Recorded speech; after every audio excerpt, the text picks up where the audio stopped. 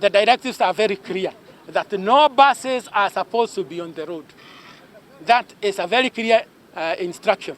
So whoever is agreeing that such a bus should be on the road, so that they are transporting people all the way from Nairobi, so that they drop them at Thika, and then another bus decides to take another offense to bring them to Garissa, will face the full force of the law, because we shall not allow somebody to break the law and go about and run away from it. He is going to face the full force of the law. So this one is going to be a very good example of that. They may use whatever measures.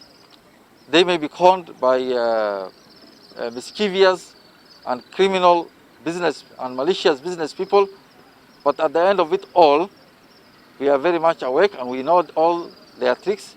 Even last night, thanks to the security forces, almost towards midnight, I think 4 of them who came from Nairobi had been spotted, and now we are dealing with them in a quarantine facility, and we will also deal with them through the security agencies, take them before the law.